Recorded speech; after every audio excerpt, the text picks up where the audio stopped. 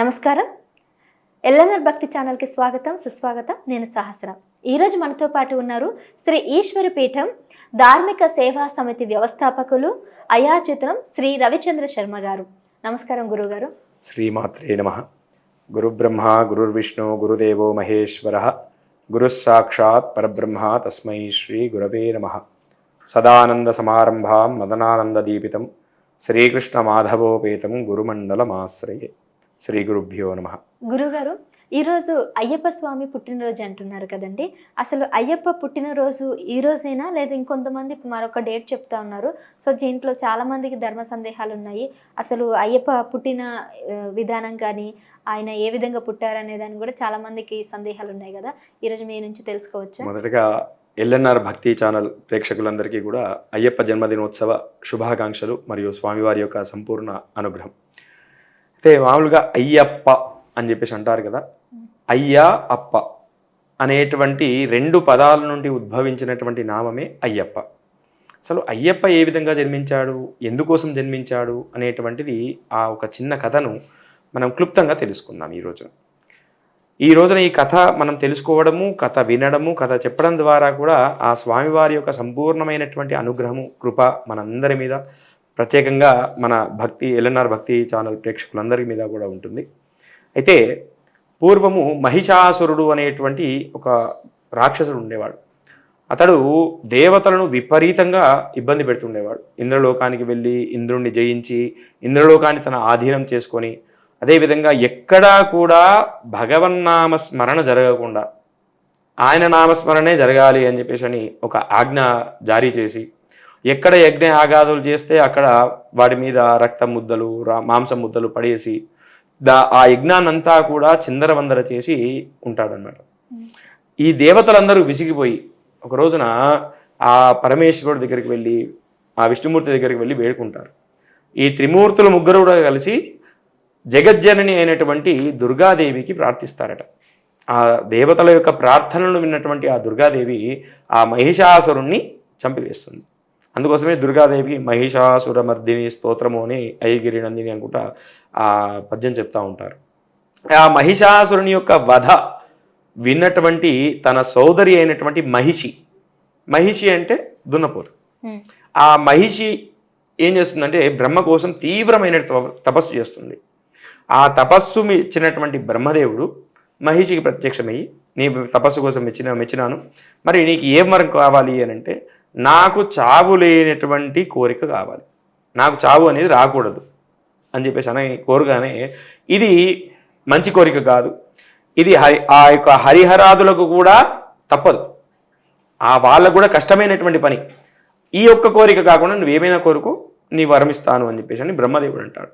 అయినా కూడా మహిషి ఏమంటుందంటే, లేదు, నాకు చావు లేని కోరికనే కావాలి, చావు అనేది నా దగ్గర రాకూడదు, అది సాధ్యమైనటువంటి పని కాదు, హరిహరాదులకు కూడా సాధ్యమైనటువంటి పని కాదు అని చెప్పి చెప్పగానే, అప్పుడు ఆ మహిషి అంటుంది కదా, ఓహో ఇది హరిహరాదులకు కూడా సాధ్యమైనటువంటి పని కాదు కదా, మరి ఆ హరిహరాదులకు పుట్టినటువంటి సంతానముతోటి నాకు చావు రావాలి. అంటే మహిషి యొక్క ఆలోచన ఏమిటి అంటే, హరి అంటే విష్ణుమూర్తి, హరుడు అంటే శివుడు. విష్ణుమూర్తి శివుడు ఇద్దరు పురుషులిద్దరికి పిల్లలు కలిగేటువంటి అవకాశం లేదు, అంటే నాకు చావు ఉండదు అని చెప్పేసి అని సంతోషపడి, సరే దేవా, నాకు హరిహరాదులకు జన్మించినటువంటి సంతానం ద్వారా మాత్రమే నాకు చావు రావాలి అని చెప్పేసి అని కోరుకుంటుంది అనమాట. సరే తథాస్తు అని చెప్పేసి అని ఆ వరగర్వము చేత భూలోకమునందు మొత్తం అంతా కూడా నానా ప్రజలందరికీ కూడా నానా ఇబ్బందులు పెడుతుంది. అదేవిధంగా దైవలోకమునందు కూడా అనేక రకమైనటువంటి ఇబ్బందులు పెడుతుంది. అప్పుడు దేవతలందరూ కూడా ఒక ప్లాన్ చేశారనమాట. ఏమని అంటే, దేవతలందరూ ఒక వర్గంగా, రాక్షసులందరూ ఇంకొక వర్గముగా మంథని అనేటువంటి పర్వతాన్ని తీసుకొని, వాసుకి అనేటువంటి సర్పాన్ని తాడుగా చేసుకొని అమృత భాండం కోసం ప్రయత్నం చేస్తారు. అలా చిలుకగా అనేక రకమైనటువంటి వృక్షాలు, అనేక రకమైనటువంటి పర్వతాలు, కామధేనువు, అదేవిధంగా బంగారము, పంచలోహాలు, అనేక రకమైనటువంటి ధాతువులు ఇవన్నీ కూడా ఉద్భవిస్తాయి. తర్వాత భయంకరమైనటువంటి విషం వస్తుంది. ఆ విషాన్ని చూసిన వెంటనే రాక్షసులు అక్కడ నుండి వెళ్ళిపోతారు. దేవతలేమో భయపడతారు. ఎందుకు అనంటే ఆ విషం తీసుకునేటువంటి శక్తి మాకు లేదు. మరి ఎవరు తీసుకుంటారు అంటే బోలాశంకరుడైనటువంటి శివుని దగ్గరికి వెళ్తారు. శివుని దగ్గరికి వెళ్ళి దేవతలందరూ ప్రార్థించగానే సరే అని చెప్పేసి ఆయన వచ్చేసి మరుక్షణము ఆలోచించకుండా ఆ యొక్క విషాన్ని తీసుకుంటాడు. ఆ విష ప్రభావము చేత ఆ శివుడికి కూడా తప్పలేదట. ఆ విష ప్రభావం చేత ఆ గొంతంతా కూడా నీలవర్ణంగా మారిపోయింది. అదేవిధంగా ఆ వేడి నుండి ఉపశమనం పొందడానికి వాసుకి తన సర్పజాతిని ఆజ్ఞాపించింది. ఏమని, మీరెప్పుడూ కూడా శివుని యొక్క మెడలో ఉండి ఆ శివుని యొక్క గొంతుకి చల్లదనాన్ని ప్రసాదించండి అని. అదే సమయంలో నెలవంక అంటే చంద్రుడు కూడా శివుని యొక్క తల మీద ఉండి చల్లదనాన్ని ఇస్తాడనమాట. అంతటి భయంకరమైనటువంటి విషయాన్ని కూడా మరుక్షణం ఆలోచించకుండా తాగేశాడు. ఆ తర్వాత మళ్ళీ రాక్షసులు వస్తారు, మళ్ళీ చిలుకుతారు.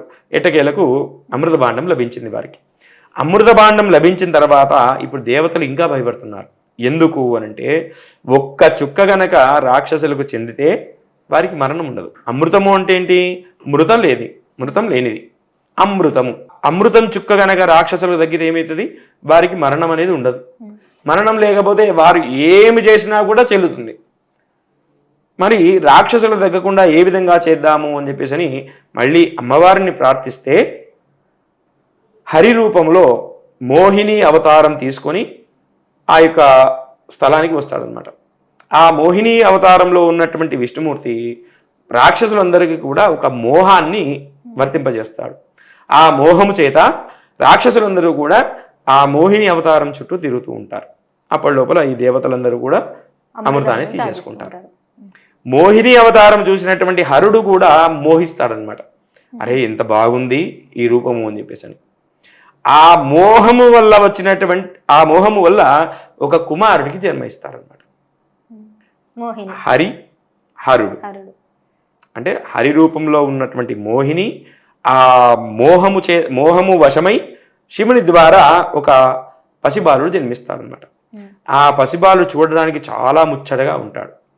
ఆ పసిబాలుడికి హరి మెడలో ఉన్నటువంటి ఒక హారాన్ని వేసి భూలోకంలో అలుదా నది అనేటువంటి నదీ ప్రాంతంలో ఒక పాము పడగ నీడ కింద వదిలేస్తారన్నమాట. అదే సమయంలో పందల అనేటువంటి రాజ్యాన్ని పరిపాలిస్తున్నటువంటి రాజశేఖర పాండ్య అనేటువంటి రాజు అనేక రకమైన మంచి పనులు చేస్తూ ఉంటాడు. తన రాజ్యాన్ని చాలా బ్రహ్మాండంగా పాలిస్తుంటాడు. కానీ ఆయనకు సంతానం లేదు, చేయని వ్రతము లేదు, చేయని నోము లేదు. ఎవరు ఏది చెప్తే అది చేస్తారు. ఆయన విపరీతమైనటువంటి హరభక్తుడు. శివుణ్ణి విపరీతంగా ధ్యానం చేస్తాడు.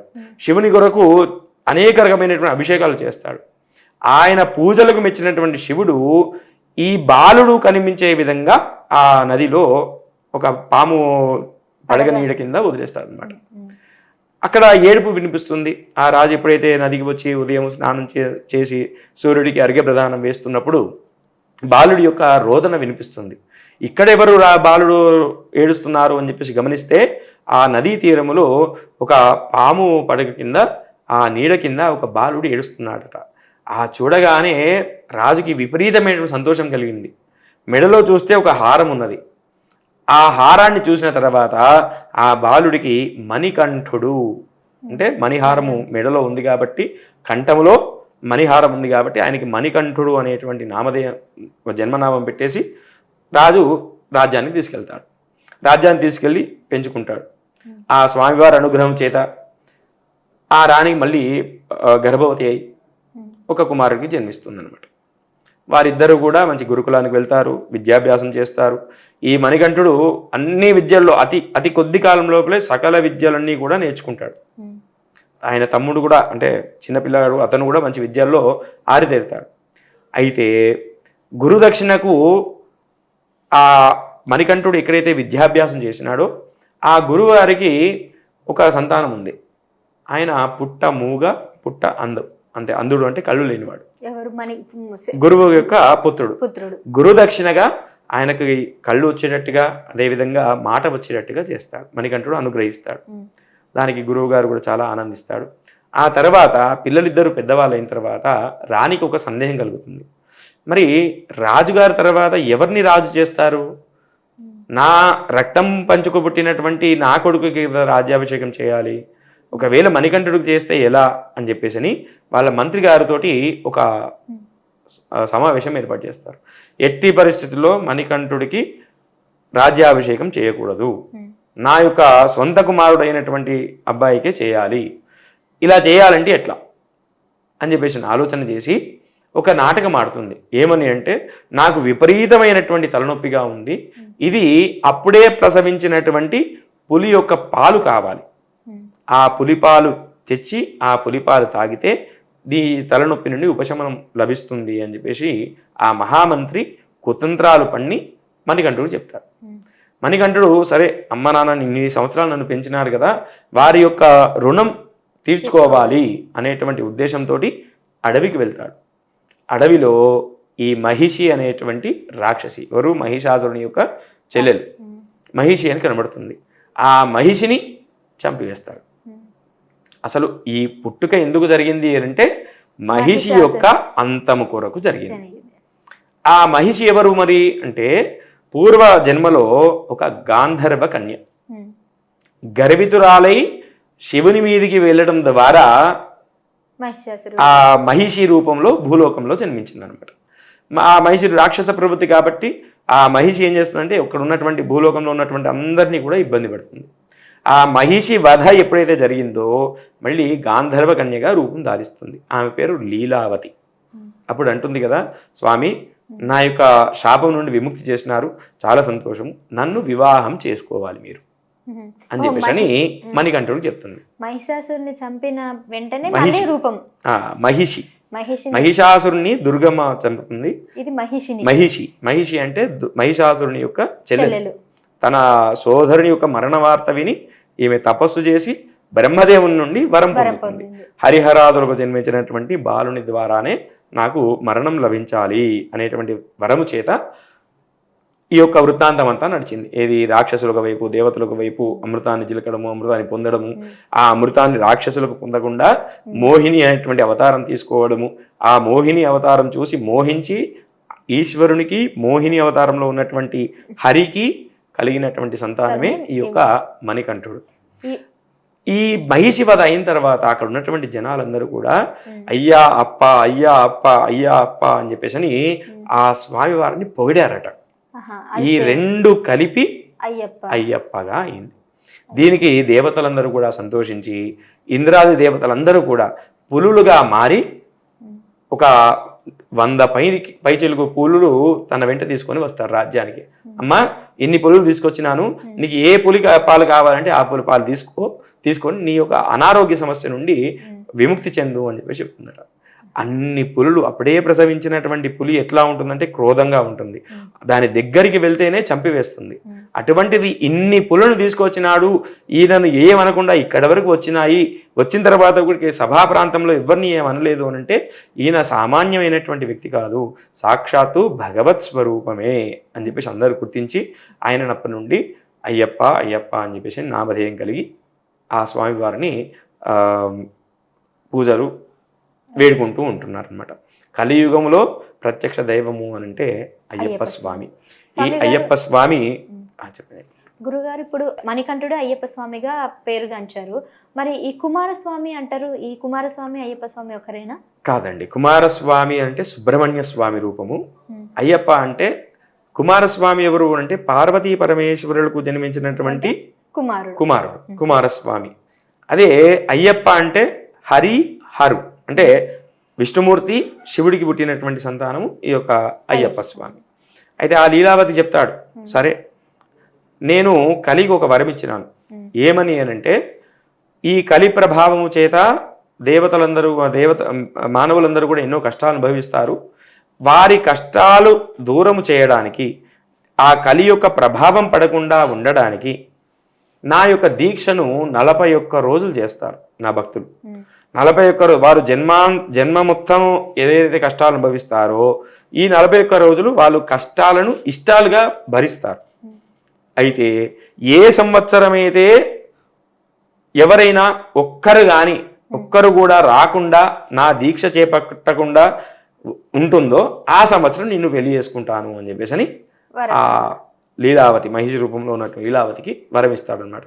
అందుకోసమనే ఇక్కడ 41 రోజులు దీక్ష కాలం పూర్తి అయిన తర్వాత శబరిమల చేరుకుని ఆ శబరిమల దగ్గర శరణ్గుత్తు అని చెప్పేసి ఒకటి ఉందన్నమాట. శరణ్గుత్తి, ఆ శరణ్గుత్తిలో బాణాలు వేస్తారు. ఎవరు అని అంటే కన్యస్వాములు. కన్యస్వాములు అంటే మొట్టమొదటిసారిగా అయ్యప్ప దీక్షను ధరించినటువంటి వారు.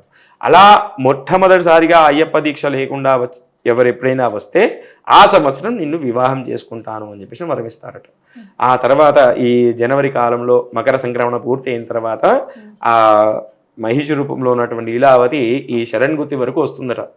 ఈసారైనా ఎవరన్నా కన్యస్వాములు రాలేదా అని చెప్పేసి అని ఆ బాణాలు చూసి, ఆ శరణాలు అంటే బాణాలు చూసి మళ్ళీ నిరాశగా వెళ్ళిపోతుంది అనమాట. ఇప్పటికి కూడా ఆవిడ వస్తుందని ఇప్పటికి ప్రతి సంవత్సరము అంటే అంబారి మీద ఇక్కడి వరకు వచ్చి చూసుకొని ఆ బాణాలు చూసుకొని మళ్ళీ నిరాశగా మళ్ళీ తన స్థానానికి వెళ్ళిపోతుంది అనమాట. అంటే కన్యస్వాములు ఖచ్చితంగా ఒక్కసారని ఉంటారు. ఖచ్చితంగా ప్రతి సంవత్సరము వేల సంఖ్యలో, ఈ మధ్యలో ప్రతి సంవత్సరం కొన్ని వేల సంఖ్యలో అయ్యప్ప మాలాధారులు తయారవుతున్నారు. అంటే ప్రతి సంవత్సరం కొందరు కొత్తగా దీక్ష చేపడుతున్నారు. ఎప్పుడైతే ఆ దీక్ష చేపట్టకుండా ఉంటారో అప్పుడు వివాహం అవుతుంది. అయితే ఆ సంవత్సరం ఎప్పుడైతే అలా జరుగుతుందో మహేష్ని వివాహం చేసుకోవడం అవుతుంది. అప్పటికి మన కలియుగం అనేది సమాప్తం అయిపోతుంది అనమాట. అది జరగదు అంటే అది జరిగినప్పుడు కలియుగం అంతమవుతుంది. కాబట్టి ఇది అయ్యప్ప జన్మ వృత్తాంతము. ఈ యొక్క వృత్తాంతాన్ని ఎవరైనా చెప్పిన ఈ ఎల్ఎన్ఆర్ భక్తి ఛానల్ ద్వారా విన్న వారందరికీ కూడా ఆ స్వామివారి యొక్క అనుగ్రహంతో ఈ సంవత్సరం అంతా కూడా అందరూ కూడా సుఖ సంతోషాలతోటి ఆయుర ఆరోగ్యాలతోటి ఉండాలని చెప్పి ఆ స్వామివారిని వేడుకుంటూ సర్వే జన సుఖినో భవంతు. ధన్యవాదాలు గురుగారు, చాలా చక్కగా వివరించారు. అయ్యప్ప స్వామి గురించి చాలా మందికి సందేహాలు ఉన్నాయి. నాకు తెలిసి ఈరోజు స్వామి గారు చెప్పినటువంటి ఈ కథ వల్ల ఈ విషయాలన్నిటి కూడా మీకు ఈ సందేహాలన్నిటి కూడా నివృత్తం చేసుకుంటారని నేను అనుకుంటున్నాను. మరొక అంశంతో మళ్ళీ కలుద్దాం. చూస్తూనే ఉండండి ఎల్ఎన్ఆర్ భక్తి ఛానల్.